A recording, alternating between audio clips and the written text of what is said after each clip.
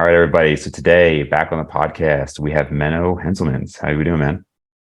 It's good, you. Good. So we connected, I guess it was on Instagram. And basically through a few videos, we saw you on Steve Hall, Revive Stronger. And Menno's here to tell us that he's been blasting TRT for years, right? That's what we're outing you on. Well, in 30 years or so, I may be on the podcast, and then I'll tell you that. Yeah. But the podcast was about me saying that I'm generally an advocate of TRT, and I plan to go on TRT myself when I need it, which I hope won't be for a long time. But yeah, that's the first, probably when I start feeling any negative effects of decreasing testosterone levels, I probably will go on TRT. I think TRT is, so the thing with TRT is that it has this dual nature, and I think that's also part of the reason like we're having this follow-up call, where on the one hand, I think TRT is incredibly beneficial and is massively underrated for a lot of people. A lot of people would benefit from TRT, but they don't do it. Many doctors are not aware of TRT. They won't prescribe it. It either has a bad reputation, or they just don't know how to do it, or they do it the wrong way, wrong doses. They make people infertile that shouldn't become infertile, or just weird stuff. Like I've seen doctors prescribe Winstrol as TRT. Like, I've seen lots of crazy shit. So, can I swear on your podcast? So on the one hand, I think there is a lot of need to make TRT better and more accessible and available. And I've had many individuals even consult with me, even though I'm not a medical doctor. People shouldn't be coming to me for these consultations, right?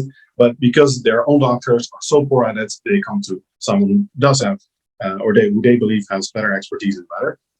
On the other hand, and I made a video on this after it came out about the same time as the whole podcast, where I said, and I also touched on the subject, which is the other side of the nature TRT, that a lot of influencers, in particular bodybuilders, are now using TRT as a euphemism for simply being on steroids, or being on a lower dose of steroids than they normally would.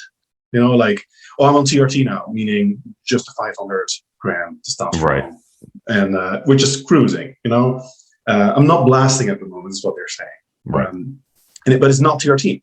Like, actual TRT is testosterone replacement. Apparently, like it just replaces your natural production. And I think that's what a lot of people don't get with true TRT. And I think you also said here, like at the end of your video, like if you look at people on actual TRT, you would never know.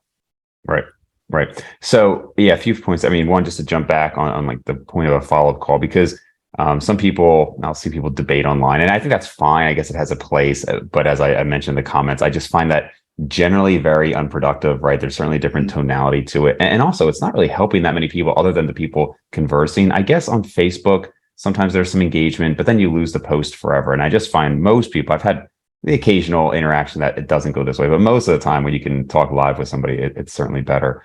I think life lesson in general, I would say. Right. Yeah.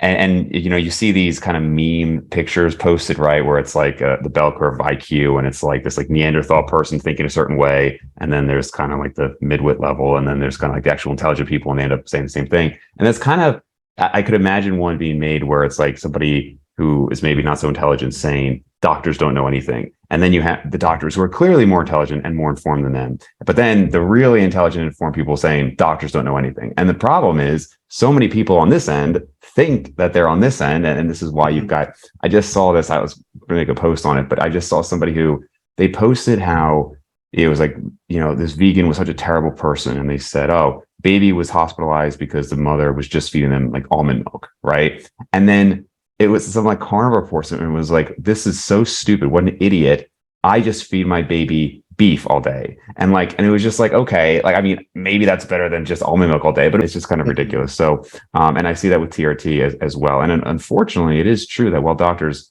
on average are going to know a lot more than Gen Pop, I have very rarely come across a doctor who knows as much as somebody who is both intelligent and spending a lot of time reading about it, maybe such as yourself and other people in this space. But how does the average listener vet those two people out? It's very difficult. No, for sure. I think that's in politics, in many conversations, that's such a huge issue, where there should be a name for this concept, where I call it, I sometimes in my friends, I call it like a free phase model or free step model, where step 1 and step 3 of knowledge are like the same. And in between, you have a lot of people that go crazy about the people that are on the right of the curve because they think they're on the left. Right. There should be like a name for this, because it's so often the case. I mean, it's kind of like the Dunning-Kruger. It's not exactly, but it's partly, but it doesn't really explain like the 3 levels, and in particular 1 and 3 ending up at the same spot, because that's the source of the confusion. In any case, let's get into the meat of the arguments, because I think we have at least slightly different viewpoints on TRT and what the implications for bodybuilding. Sure. So to me, I think it's very tough to take the emotion out of this, right? Like, we all want optimal muscle mass. We all want, sex drive. We all want these things. I think the biggest issue that we probably do agree on is what you said before about a lot of these bodybuilders who are on TRT, and why it's so skewed, because it's skewed in 2 ways. Number one, the fact that, as you mentioned, people who are on, I would say really for the most part, anything above 150 milligrams. And again, there's obviously individual variation, and you got to look at free tests and all these other things. But on average, I think it's very rare that most people are going to need more than 150 milligrams per week to truly replace, right? You get 200 plus, you're talking about like sports TRT and things like that. But then also, even what I think would be true TRT allows people who used to be very enhanced, it seems to be, if they're telling the truth, that there's a lot of anecdotes of people, a lot of anecdotes of people maintaining far more muscle mass because of years of blasting. And somebody who I do believe would be like John Meadows, who was, blasting for many years, and then 200 milligrams and then 100 milligrams. And again, all of these people could be lying, but it does seem to be people who I know who seem to be very honest people maintain on that. So that still skews it, where it's like, well, they maybe are on a true TRT, but the average person is then, again, the knowledge base is skewed, versus somebody who's never been on anything. They go on 80 to 100 milligrams of TRT. There almost seems to be this environment now online where people act like this is going to give some massive advantage. And that's clearly not correct either, based on the studies. It's not, based on anecdote of people truly doing it. So I assume we agree with most of that there. Yeah, that's actually my main point. Like, if you get someone on TRT, and also the main thing is, what I think also people aren't getting with TRT is, it's not like somebody just goes on TRT. It's a medical issue. So you go on TRT when your doctor has determined that you have low, typically validated twice with blood work, testosterone levels. So in my experience, and probably in the whole podcast, this is how I should have discussed the topic, because it's nuanced and clearly very sensitive for a lot of people. The whole everything with drug issues and natty is, very sensitive. So I should have just probably said what my experience is. And I've consulted with quite some clients, and for the record, I have clients on gear. I have clients that are natural. I would say, and especially these days, it's 95% natural. And I have clients that are on TRT, clients that go on T during the coaching. And this is mainly where my experience comes from. And if you look at people that go on TRT, actual TRT, like they need it, they have low testosterone level, they go on replacement to get normal physiological functioning. It's 2 categories. One, they're very old. As if they're really healthy, it's usually in their 60s, like, or beyond, where they actually start needing it. If you're very healthy with your lifestyle, fit individual, lean, good diet, even in your 50s, it's not said that you need TRT yet. So it's mostly people 60 plus on one hand, or second population, where it's usually idiopathic hypogonadism, and they're just screwed. Nobody knows why. In that population, I've actually never had a doctor identify the cause of the low testosterone levels. In some cases, because sex hormone binding globulin levels are very high. And for some reason, that seems to correct with exogenous testosterone, but not natural testosterone. And probably because you're deregulating the feedback mechanism, and the fault lies in the feedback mechanism. In any case, it's people that have a medical issue, essentially. And that's also why I think it should be the case that these people should be able to compete, because they have a massive disadvantage. Like, if you have people that are idiopathic, so basically genetic, low T, they've had that most likely during adolescence, even probably prenatally. We know that these are the periods that are even more important than your testosterone level later in life, because they identify your level of virilization. I think, for example, hand grip strength is a good indicator of sort of general overall fitness. You find that men and women have about the same hand grip strength until puberty, and then male hand grip strength skyrockets. And that is very strongly influenced by testosterone levels and the rise in testosterone levels. So if you don't have that natural rise at that point, you're basically disadvantaged for the rest of your life. Not to mention, for the people 60 plus, they're obviously disadvantaged because most master categories are 40s, 35 in some federations. So you're going to be competing with people like 30 years younger. And I don't think that any theoretical advantage of being on TRT as opposed to being like lifetime natural, no drugs ever, is going to meaningfully change that, and certainly not going to result in a net advantage as opposed to being 30 years younger. Because, like, I think we can get into this later. I think there are situations where you could argue that people on TRT have an advantage over people that are natty, but it's not a very clear argument, I would say. And the actual meaningfulness, like the amount of, say, extra muscle mass that you would have or that you could carry into the show, is going to be a lot less than that of being, say, 30 years older. Yeah, and I think probably one of the biggest things that jumped out at me and a lot of people was the competition aspect, right? Like I've said many times on the channel, I talked about TRT. I don't obviously care what anybody does. I'm not opposed to TRT. I think it could be great for certain people. For me, it was more like the actual competition. So I broke down a couple of points. We can just kind of go through them. So the one thing I said, which I know what you're going to say, but for the audience, is that when you are on TRT, you can keep levels much more constant versus, let's say, somebody who's naturally at 800 nanograms per deciliter in the morning, they might be down to 500 nanograms per deciliter in the evening, and versus somebody who's TRT can stay constant. Now, like I said, I know what your answer is, but let's go ahead for the audience of what you would respond there. Yeah, this is the argument that I've heard the most as far as TRT being inherently advantageous compared to being natty. And I would say, like, I think most people know what we mean when we say natty, but I think it's good actually to clarify that the term natty has no good definition. But in any case, I think most people know what we mean. And if someone goes on TRT, so the argument is, yeah, their levels are going to be constantly elevated, whereas for a natural individual, they're going to be fluctuating up and down. For someone on TRT, it is not the case that levels are constant. They are gonna, if you look at the pharmacokinetic data on like testosterone inofate or cypionate, which I think are still the two most popular options for TRT.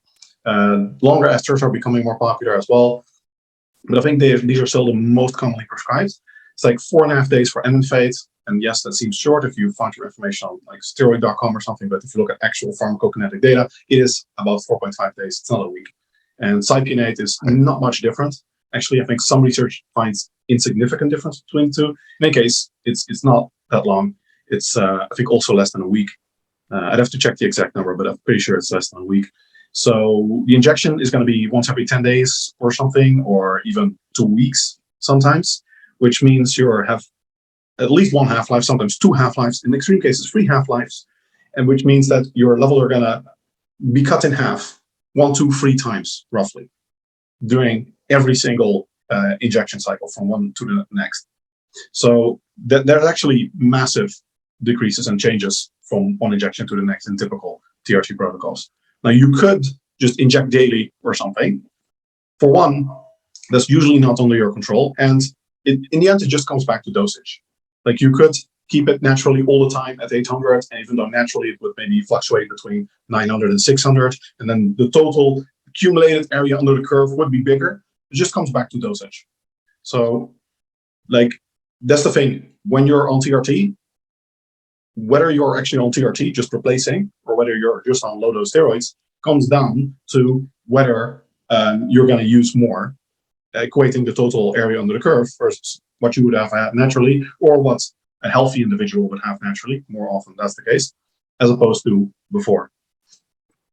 So, yeah, I mean, so with the esters, it's interesting because I actually have one client on, he's from Australia, and he's on Decanoate. And so I'm actually shocked by how steady his levels are. Like he'll get an injection once every 10 to 12 weeks, and they are surprisingly steady. But how do you determine they're steady? Like, do you do blood work every day of the week? Or I should say that he has had blood work done at like week 1, 3 and 5, and Mhm. at like different times. And with undecanoate, it's multiple esters. So yeah, it's not like a daily measurement. But I would have expected, obviously, if you were to do that with certain esters, it would just keep going down over the 12 weeks. Mhm. I totally agree that with a standard medical practice of even once a week, but especially every 2 weeks, is flawed.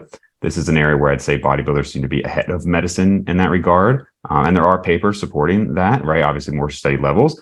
I would say practically most people aren't going to do daily, but I think many people that I've talked to do 2 to 3 times per week, which would keep it steadier.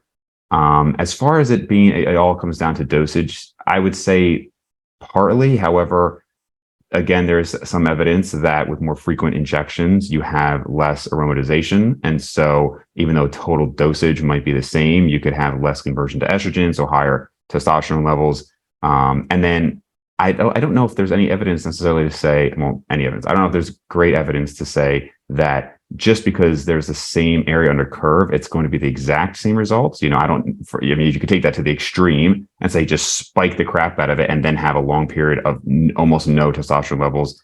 And other examples like this with the body, like calories, sure, it's calories in versus calories out, but I don't know if we'd say it's exactly the same physiologically to have 10,000 calories and then 1,000 for 6 days versus 16,000 calories spread evenly. So I don't think it's a bad point you're making. I don't know if we have enough evidence to say that it's exactly based on the area under the curve. Yeah, I mean, I would say currently the evidence, the most parsimonious and simplest explanation of all the literature, I would say, is the total area under the curve determines essentially everything. And maybe, like, I think I've seen the study you're referring to with frequent injections. I think there's other data that finds it doesn't matter so much. And I'm not even sure if that was in humans. Like, I think most literature finds that even between different compounds, the effects are almost identical. Like, DECA seems to be weaker even than testosterone in one study. And there's one low dose study on tren versus testosterone. And tren's widely regarded as like way more hardcore, right? Mm. And they also found equivalent anabolic effects. So, and there's a meta-analysis actually on the different compounds altogether, like everything thrown in there from the literature. And if you just plot everything, then it all fits on a logarithmic dose response curve. So how are they measuring weaker and stronger here? I think in one study was actually lean body mass. And with the trend, I'm not sure if that was anabolic signaling or muscle mass. Either way, none of the research is ideal. Probably the meta-analysis we have is the best, where they just lump everything together and they're actually looking at lean body mass. And they just look at the effects of the therapy, or in this case, it was also steroid-using studies and everything. And they found, it's just the dosage that determines the vast majority of effect. So it's like, maybe there is a possible difference, but I think it's going to be pretty marginal. Okay. So second point we brought up was free testosterone levels. So, a lot of people, they're familiar with the total, right? They'll say 250 or 300 on the low end, and depending on the lab, 900 up to even 1200 as at the upper range of normal. However, on average, when people take TRT, one of the telltale signs is that their free testosterone is proportionally much higher relative to their total.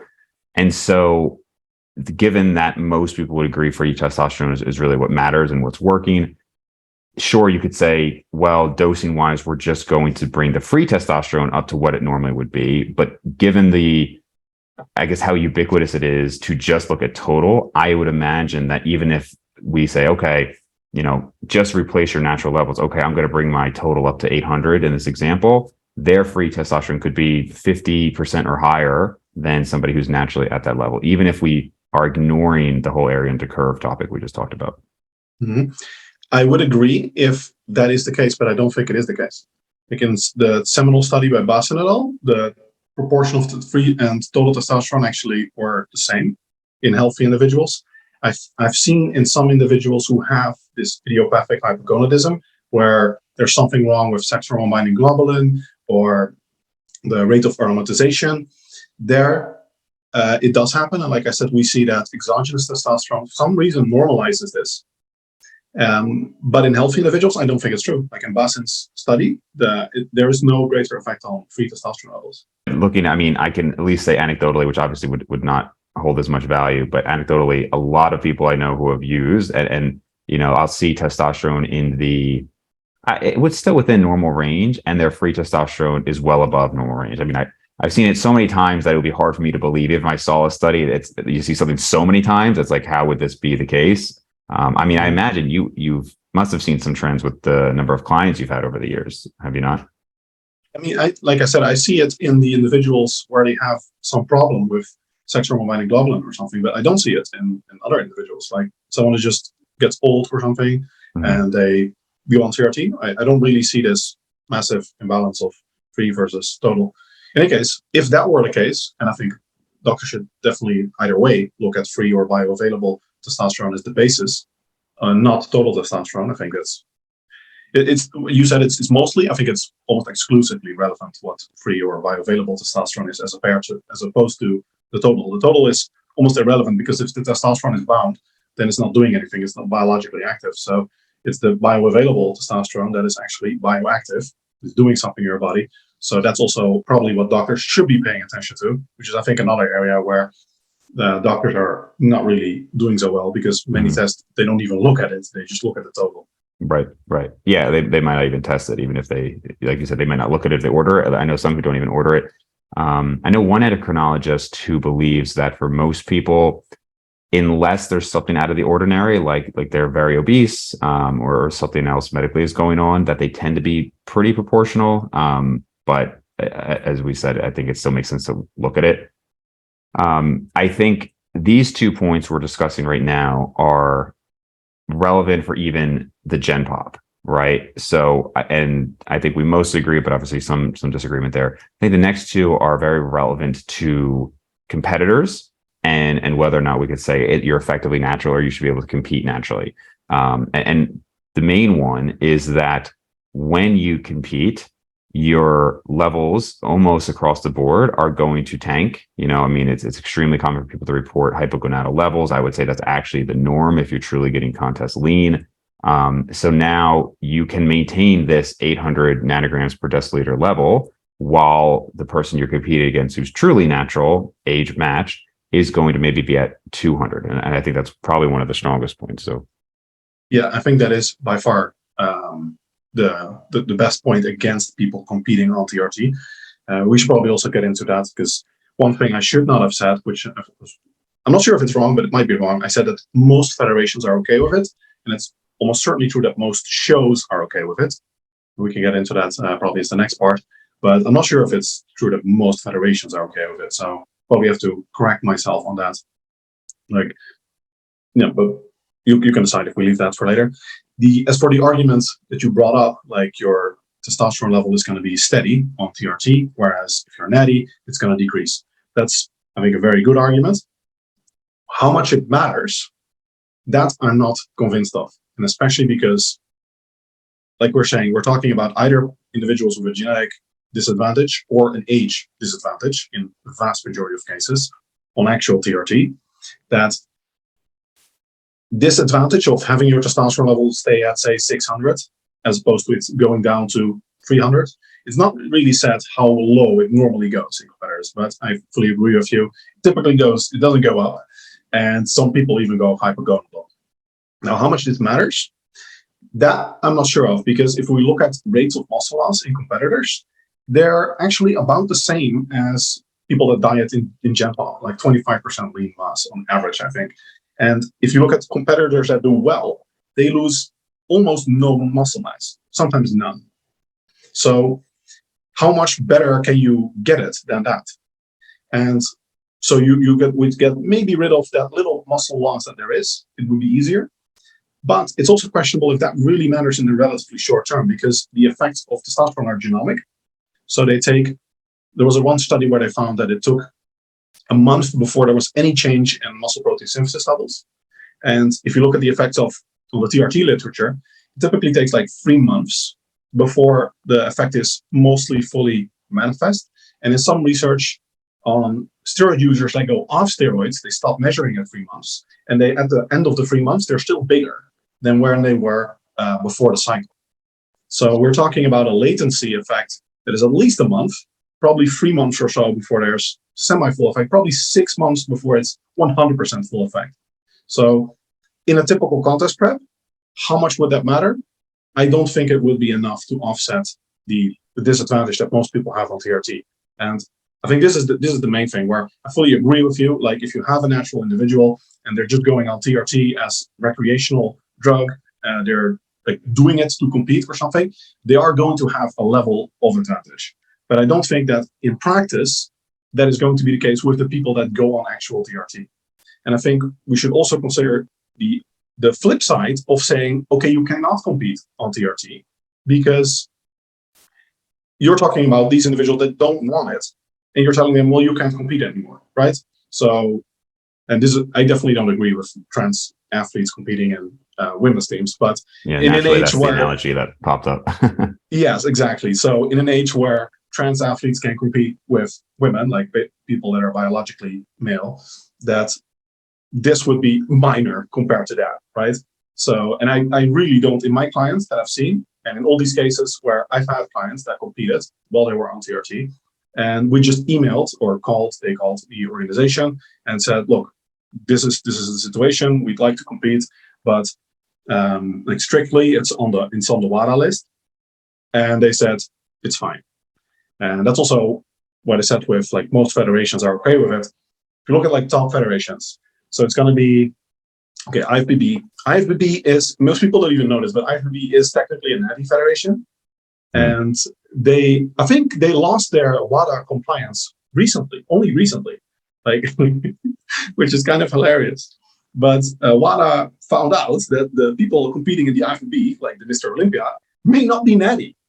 So they lost their WADA compliance.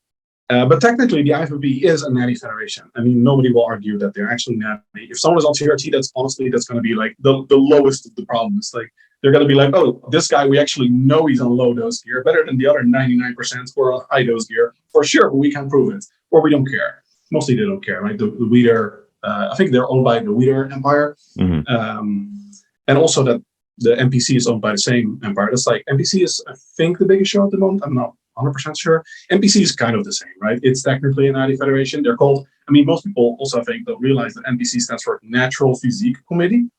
But I mean, nobody's going to argue that the people competing and especially winning NPC shows are natty. And then we have WBFF, which I like a lot. They don't care. So it's like they're one of the organizations that literally don't even pretend to be natty. They're just legit non-natty or open, which I think is much better because these kind of issues are the result of this whole underground thing. Like in my opinion, everything should just be open. It should be like, we should be able to distinguish. Of course, how we achieve that is difficult, but people should be able to compete when they're natty or not natty. Everything should just be open. But yeah, that's not the world we live in. And then we have, I think, another super big one is NABA, which natural blah blah blah bodybuilding Australian Bodybuilding Association. The natural is a big question mark in that one. It's like NBC. And I think that's like the biggest shows. And then there are certainly some federations who are actually natty. I think WNBF, World Natural Bodybuilding Federation. Damn, that's they're actually natty. Like they are legit natty, they are tested, they do their best at least. That doesn't mean that everyone competing there is natty. I think there's still for sure some use because it's just so easy to get to fraud the test, or there's corruption, or you just use something like what's it called, like the water-based Aquas testosterone, and you have to test them like within 1 or 2 days, otherwise it's going to be out of the system. And yeah, I mean, not to give people ideas, but there are a lot of ways that you can fake tests really easily. Sure. So, but that's the best we have at the moment, and the vast majority of the shows are either they're clearly not natty and they don't even pretend to be natty. Most of the shows are technically natty shows, but really in practice are not. Like the vast majority of people that win the shows are going to be enhanced. And then there's probably a relatively small, I think growing, that's great, but small still proportion of shows that are actually natty and tested, and they live by the natty label. Right. So, and that will kind of, that kind of bleeds into the fourth point, but I'll stick with the original point there on the levels dropping during the prep. So Well, one funny comment I would say though is, as you know, you mentioned it can take a month or more for some of these effects to really be noticed. And I will say that is one of the funny things that I'll talk. Like I always bring up how a lot of enhanced bodybuilders, but bodybuilders in general, I feel like are very delusional about a lot of things. And one of those is a lot of these enhanced guys will come off for a month or 2 months. They're like, "Oh, I'm cleaning out my whole system. I'm off everything." It's not even that bad. Like I could maintain this naturally, and it's like you just have no idea what would happen if you came off for 6 months or a year, and they're just completely underestimating the effects because they think, hey, I'm off for a month. And like you said, they might even still be bigger because they still have a lot in their system. So side point, but just something to say. No, 100%. It's even funnier because I know that one traditional, like for the old school guys, and a lot of people still do this, the pros, they go on for 2 weeks. But then they're on stuff like cypionate, MFA, that's ridiculous dosages. Right. If you really look at their levels, they're not even off yet. They're not even hypogonadal, like they're still super physiological after 2 weeks, right? So it's not like they're off, they're just slightly lower, but still ridiculously enough. Yeah, for sure. But as far as how much it affects, I mean, you know, a lot of people, especially nowadays, their contest preps are, I mean, it's not like the old days of 10 to 12 weeks. I mean, you know, again, for the enhanced guys, yeah, but a lot of naturals are prepping for sometimes even 6 months, which I think might be a little, you know, long, but they're prepping for a very long time. And then you could make the argument that because they're prepping for a long time, their levels aren't going to drop until those last few months, which is a fine argument. But I think, again, just from my clients who have dieted with and without legitimate TRT, it seems to make a significant difference. But also, I think, you know, we have studies showing, obviously, that higher testosterone on average does lead to more muscle mass, even within the physiological range, right? I mean, the difference between 300 and 900 might not make an earth-shattering difference, but it's significant. But I think if you're talking about 3 months of, let's say, below your typical levels, I'm not trying to say it's a difference of like 15 pounds of muscle, but I am saying that you are competing against people who do not have that advantage. But then also there's a potentially psychological benefit. You're one person is so drained that, you know, I don't know how many times I've heard Lane Norton talk about his story, how he couldn't get off the couch. So he just watched the crappy TV show because he didn't even want to get the remote because he was so dead. Versus potentially, again, I don't think TRT is the magic that everybody thinks it will. I think if you're in contest prep, you're going to be tired regardless, but it might be an advantage if you can push your workouts harder, right? You're a little bit more motivated. You can stay on track better. And how much does that add up over months and months? I think it could be significant. Yeah, I mean, I fully agree that there might be an effect. As for the mental effects, I think those are mostly placebo/nocebo. If you look at or also the Bassin study, where they have people that weren't sure whether they're getting testosterone or not, and they weren't bodybuilders, they just get a random person injection basically, and they're like, this might be hormonal. Then you see actually no effects on their cognition, their mood, their well-being, also their aggression, by the way. Now, if you get to hypogonadal levels, probably there is going to be a decrease, and most research indeed finds this. So yeah, it comes down to, do you actually go to hypogonadal levels? How long does your prep last? And then how big of an advantage are we talking about? Like in the TRT literature, I was one of the few people in evidence-based fitness that actually believed testosterone within the physiological range had any impact on lean body mass, like a few years ago. Like the consensus was pretty much, there was this graph going around where the dose response was supposed to be like going up in hypogonadal range and then flat in the physiological range and then going up again in the supraphysiological range. And that actually, it was in a scientific paper and it was widespread. Like if you look at most of the evidence-based guys from them, there were also some articles, some posts on that. And we're saying like, look, it doesn't matter. Also with the idea of higher fat diets, for example, being relevant, we're like, all of this doesn't matter. And for the record, I actually never believed this. I think that within the physiological range, there is a difference. And this will give an advantage in this case. So my position is basically fully acknowledge that, and there will be an advantage in the population of people on TRT. I think this is not big enough of a disadvantage to either prevent them from, or to both prevent them from competing and to offset any most likely a disadvantage that they already have. Like what I've seen in people on TRT, in my clients, they're probably still worse off on average, because if you're like people with low testosterone, it's already a big stigma and everything, but they don't have the best genetics in my experience. And whether it's due to age, of course, it's also yeah, it's, when you're 60 years old, you're on the decline, physically speaking. Yeah, I guess it depends on what are we like, what is this disadvantage? Because if we're saying that the disadvantage is just to worse genetics, or I mean, even with aging, but especially the worse genetics, you could say, well, this person's naturally at 300 nanograms per deciliter, or they're 40 years old.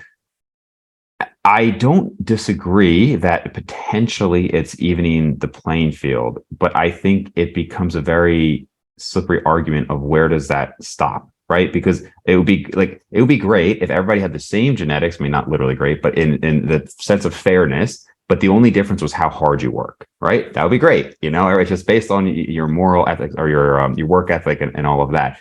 But that just isn't reality. And obviously, Ronnie Coleman could work 1/10 as hard as us and still trounce us. So if we're okay with doing that with testosterone, what if we eventually have something that inhibits myostatin a little bit, right? What if we can also do that with growth hormone? Because we're trying to match what somebody, the best genetic specimen who is natural, and we're trying to match that to even the playing field, versus maybe not the ideal solution, but maybe the best we have is, look, you just can't take anything. What you have is what you have, and sorry, life isn't fair, but that's what we have. And I feel like that's at least a little bit more straightforward than people justifying more and more. Because I could say, well, I could take 2 grams of test, I'm still not going to be as big as Ronnie, so I'm just trying to even the playing field.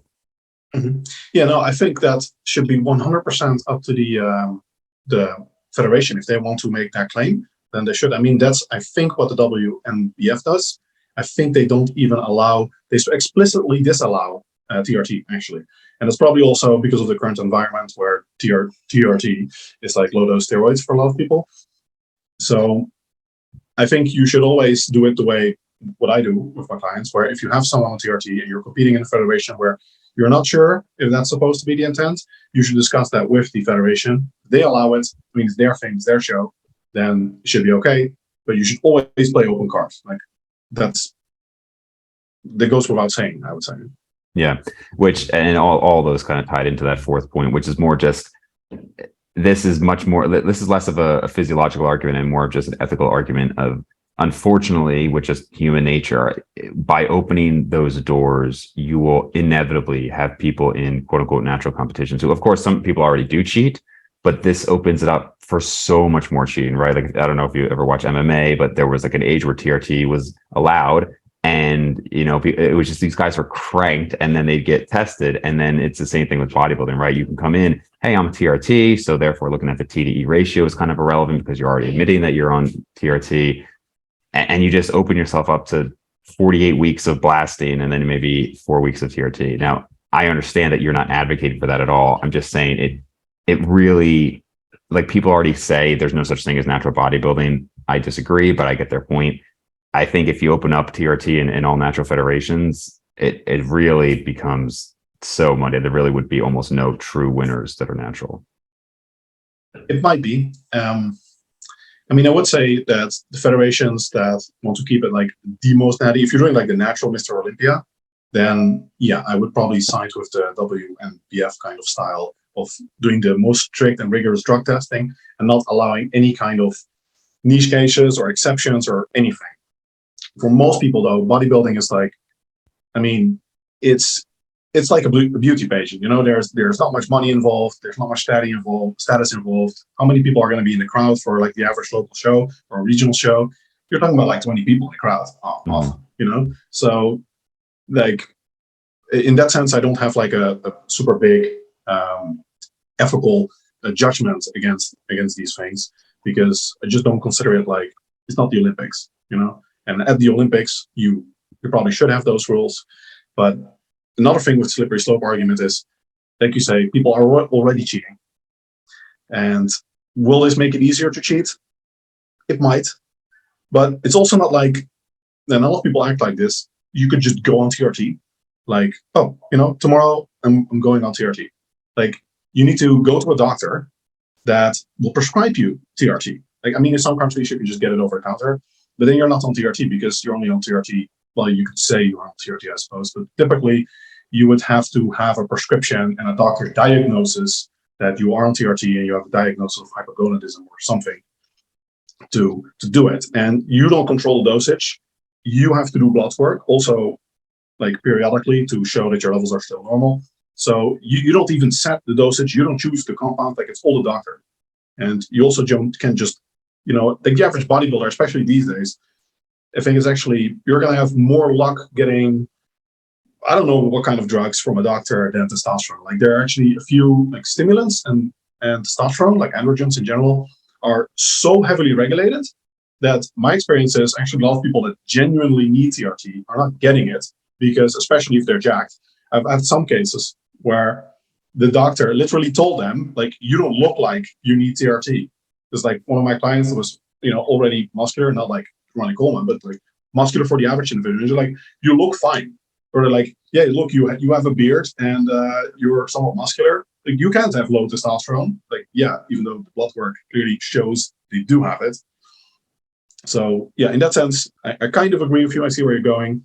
I think it should be up to the federation whether they want to, which game they want to play. Yeah, so I agree with that last point about the federation. I would say you're highly overestimating the regulation, at least that I've seen in the US. I have, without a doubt, I mean, and not just because I have a lot of friends who are physicians, but I have, without a doubt, could get a TRT prescription within the next month. And that's through a legitimate source, of which I would say most people do not go through. I would say probably at least half of the people who are on TRT that, on like Instagram and whatnot, are getting it through a friend or getting it through, whatever dealer online. I mean, I know it's incredibly easy to get it online. So, but even if you want to go through a legitimate doctor, there's so many of these places now, these like TRT clinics and whatnot. I think it would just be exceptionally easy if somebody is determined to do it. I'm not saying the average Joe Schmo could just say, I'm going to do it. But I mean, patients of mine who have just told me about it, I think it's very easy.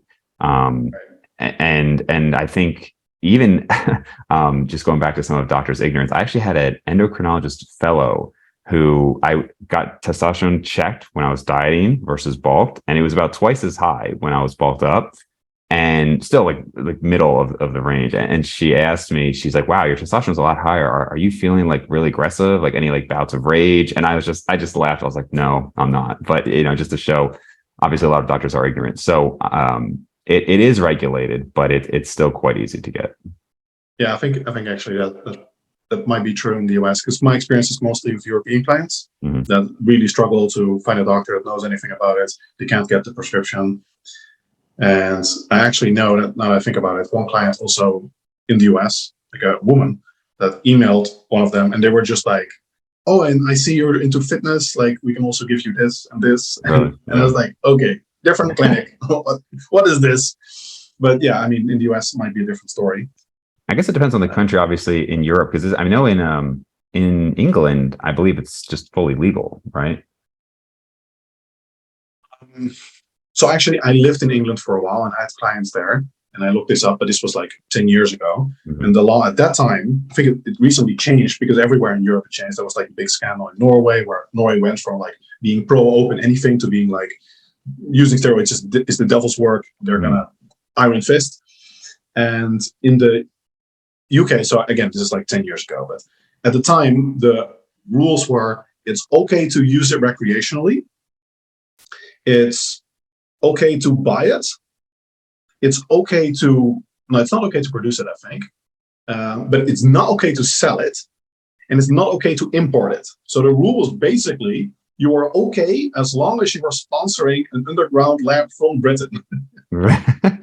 Which is, I don't know if that was intentional or just a really stupid rule. Probably the latter, considering governments with these matters. But yeah, and in a lot of places, the rules are, in the Netherlands, the rule is like, it's kind of condoned. Like, I think recreational use is okay, but buying is not, importing is not, producing is not. So it's like, it's okay if you use it, but you're not supposed to be able to get it. Yeah, like, right. Interesting. So somewhat relevant, but when you have clients diet down to very lean levels, if I recall, you're generally an advocate of a higher fat diet. Is that right? Mm-hmm. And is one of the main reasons there for keeping testosterone levels higher? Yeah. And what advantage do you feel that provides them compared to if they had a very low fat diet? Well, some. I think it's prevent some of the decline you see with people that go aggressively low fat. Like I think a lot of natural trainees that try like the standard enhanced bodybuilding diet from these days, which is almost zero fat. And I think it definitely helps compared to that, because that's horrendous. I mean, even if you're not in contest prep, I think a lot of people after a couple months on that don't feel great. So I think it helps to some extent on that. It's probably going to be, it's a similar ballpark, probably. The thing with fat is there's also Similar some ballpark evidence to TRT, like really? because You think so? you maintain. Well, it depends on, like depends on the exact magnitudes we're talking about. I think fat diets, you're getting maybe a 20% difference compared to, if you go from like low fat to high fat, which requires like maybe 10%, 20%, you're lucky. If you're competing or you're comparing it with somebody who was like zero fat, I think you'll be able to get 20%. Like the VGH study found 33% going up to really high fat intakes, but from actually they didn't measure the baseline, I think, but it wasn't zero at least. Sure. And So let's say here we would say to somebody, okay, you're considering a 0 gram or effectively zero fat diet, right? And if we have you in a higher fat or optimal fat diet, we're talking at best 20%, right? So maybe that's the difference between 300 nanograms per deciliter and 360 nanograms per deciliter, right? And yeah, I mean, most literature is on people that have normal levels, right? I don't know if it percentage-wise stays the same. Like maybe the percentage becomes bigger at lower levels, but yeah, okay, let's say, sure. Let's say even 300 to 400 then, right? 33% increase. And our advice there is to say, hey, let's do that because we want to put everything in our favor. And with that 100 nanograms per deciliter increase, we're likely to see better results. And yet, and again, I know you're not saying it doesn't make a difference, but I could see somebody listening saying, well, this guy's saying let's increase fat for a maybe 20% increase in testosterone. Oh, but by the way, if we take TRT and bump from 300 to 800 for the entire time, you're effectively natural. A little bit of a discrepancy there. Well, it's different, right? Because one is, this is what you can do. Like you're natty, and I don't consider TRT an option that you have, right? I'm not giving my clients the option like it's not something I would recommend. Hey, just go on TRT for this show. So I think that's the crux of the argument, essentially, where TRT is not something you decide. It's something that happens to you.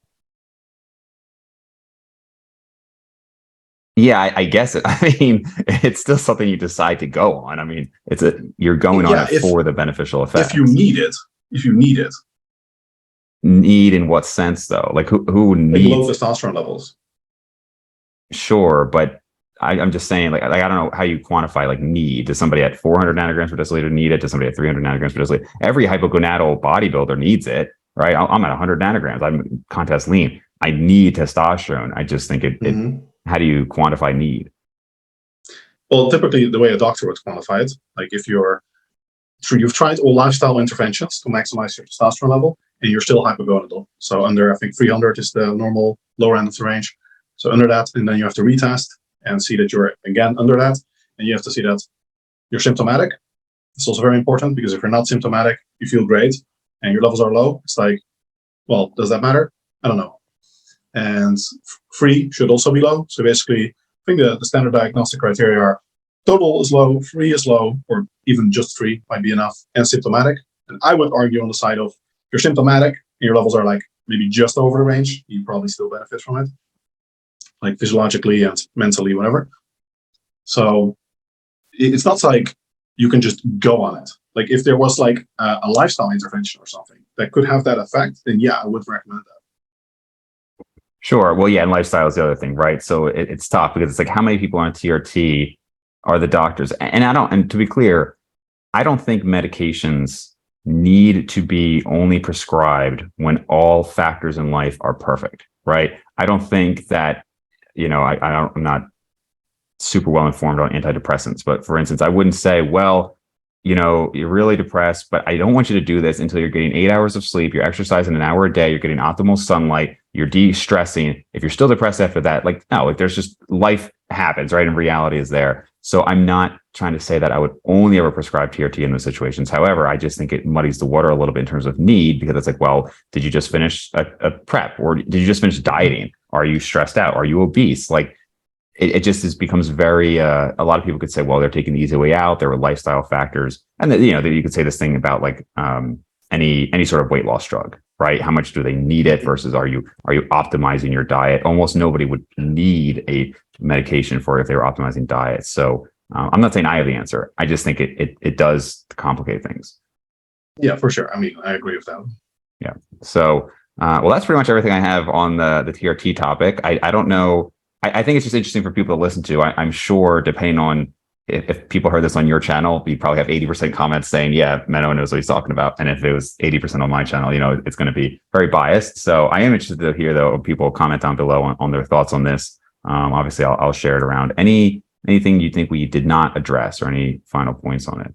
Let me see. Actually, I made a note. Oh,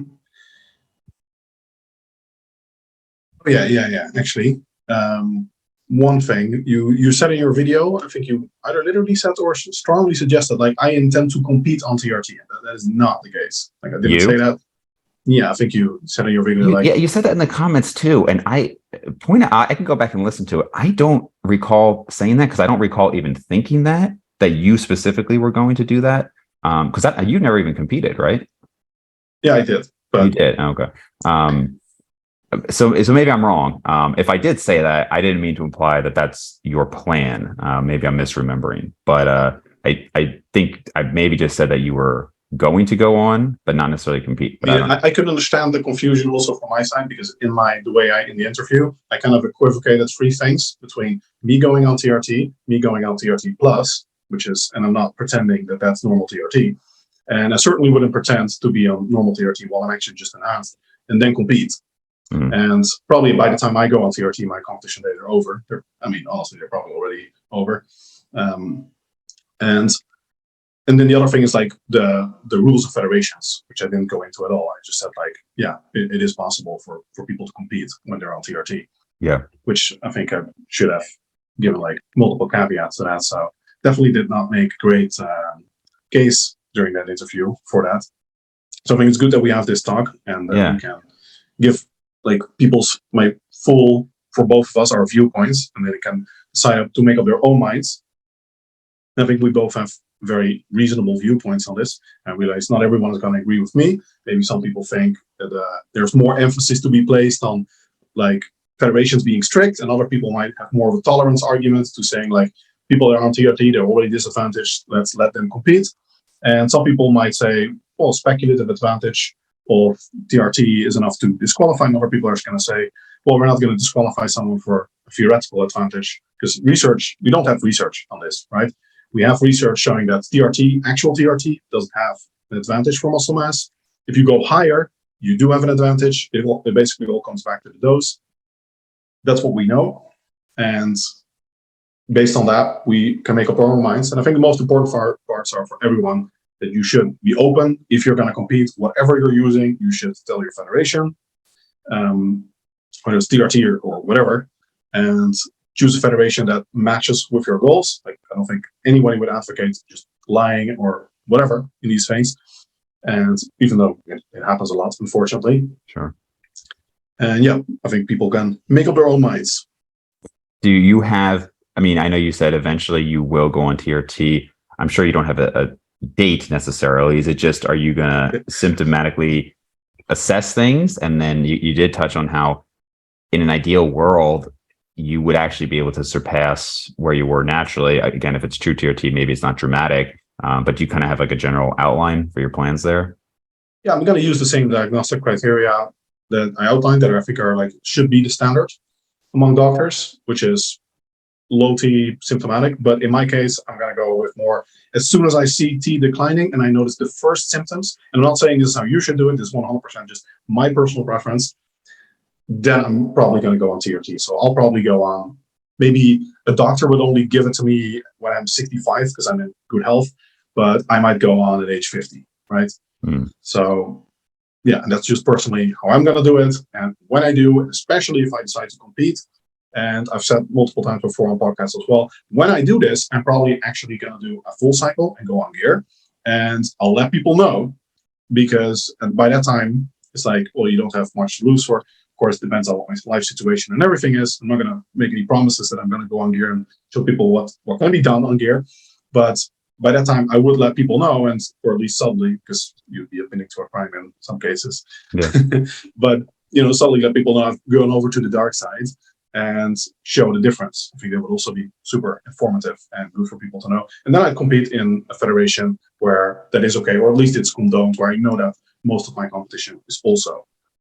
Yeah. And how old are you, Menno? I'm 33. 33. Okay. And still got some time to go. Yeah, right. Do you have any concerns? I mean, obviously there are health concerns with actually blasting gear. I was going to ask if you had any concerns about legitimate TRT. I personally don't think it's that problematic, but obviously if you're saying you're actually going to go on a cycle at, 50, any concerns there? I don't know your, life philosophies here, but. I mean, that's for sure a concern. I'm going to do blood work and everything, make sure everything stays okay. Do it in the most medically responsible manner, which still isn't going to be clinically medically responsible. That's just a trade-off that people want to make for themselves. I don't think there are a lot of people on gear. Like, some people drink alcohol. I don't drink alcohol. I eat super healthy. Some people have a lot more leeway with the diet. I have very little. But this would be, I place a very high value in life on experiences. And this would be certainly one hell of an experience, I would hope. Yeah. That maybe justifies. But again, I'm talking 20 years into the future, and I've learned that it's very hard to predict your life preferences from at earlier times, kind of what you were also saying. In terms of TRT having downsides, that's debated, but I would certainly be in the camp of it not having medical downsides. Most research finds there's no difference in all-cause mortality. There is some research that there might be a difference in cardiovascular mortality, but then there's an improvement in things like diabetes risk. Right. So it changes your physiology. There is no get out of jail free card. There's nothing you can do physiologically to meaningfully alter it and then not have some effects as well that you may not like. So in that sense, I would say the effects you're going to get are very much the effects you would have had if you had that level naturally. So that it doesn't have, it's like most research finds, it's net neutral for your health, but it will have some downsides, some upsides probably. I think for most people by far, it is worth it because quality of life improves. So, yeah. The studies on TRT are, a lot of them are a mess, right? Like they're not well controlled. There's a lot of issues with them. It does seem like the higher quality studies, as you mentioned, the same overall mortality, maybe a slightly increased risk, cardiovascular issues, but even then, I think if you're on top of things like many of us would be, hopefully that risk would be diminished. And then, if it's a substantial difference in how you're feeling, it's easy to say this when you're young. Like you see some young guys who say, who cares if I live to be over 70? I wouldn't agree with that. But if it's the difference between 85 and 88, maybe that is worth, the quality of life difference there. So I'm in no way against TRT. I know some people are super they're just like a natty pride, and that's definitely not what I'm trying to promote here. I think it's great for health reasons to stay natural for most of your life compared to using gear. But I certainly think there's legitimate reasons for TRT, and at an older age, I think it can be a fine life decision. Mm-hmm. Yeah, I would say one thing to the people that's probably gonna generate some hate again in terms of the natty pride people. I've definitely had some people that were like, oh, you lost all my respect for saying that you're going on TRT or you might go on gear later. Great if that's your life philosophy, but I think that mentality is actually a big part of the problem why we're in the situation we're in now with bodybuilding, where everyone is like natural bodybuilder in the big influencers, and that's almost a telltale sign now they're not natty. And there's drugs are like the big pink elephant in the room right now with bodybuilding. And that's because people can't openly discuss it, because if everyone was like, some people use, some people don't use, it's up to them, you can make it legal, whatever, it wouldn't be such a big deal, and we'd have a lot more transparency. And you can't both be like natty for life. Anyone that even discusses it or whatever is has to be burned at the stake. But then at the same time, fault all these influencers for not saying it because, well, for one, they're leading to a crime in many cases, but also you're creating the incentives for them to lie and do everything, which is never right, but you're giving them massive incentives for it. So I think if people were just a little bit more open-minded about these things, we could actually have a much better industry where we can actually have natural bodybuilding. And for the people that want to do that, they can do that. For people that are enhanced, they can do it their way. They can do it in a more medically responsible manner. That would, in my view, be a better way of doing things than what we have now. Because honestly, right now, the natty bodybuilding or bodybuilding scene as a whole is a mess. Many people are massively messing up their health. And like you say, there was a widespread saying that natural bodybuilding doesn't exist, which I also don't fully agree with, but it's like NPC, IFBB, the Big Show. It is, in those sayings, it is the truth. Yeah. Yeah, I think it would definitely improve the situation. I think you're always going to have people who are incentivized to lie, even if it's legal, even if it's talked by some, because they want their hard work to come across as the reason, right? So even IFBB pros will downplay their usage. I mean, you see this in all areas of life. Like I have friends who, some of them came out with $500,000 of student loans, and some of them had their parents pay for it all, but they don't talk about it because it makes it seem like their net worth is less of them and more because of their parents. Right. And like anytime you can kind of bolster up your work ethic and everything, that people like to do that. But it would at least be less, I guess people would be less vicious online, and it could be fewer Michael Hearns and Liver Kings. Right, exactly. So, all right, man. Well, I thought this was a really great discussion. I'm glad we got to do it. I'm glad we didn't have any bitter comments on Facebook or anything like that. So I think this was great. Good discussion, and thanks for coming on. Likewise, man. So where can people find more of your stuff? MennoHenselmans.com. On all social media channels now, putting out a lot of content. YouTube as well, putting on more long form exclusive content to YouTube as well. Invested in like good video recording equipment, camera, microphone, and everything.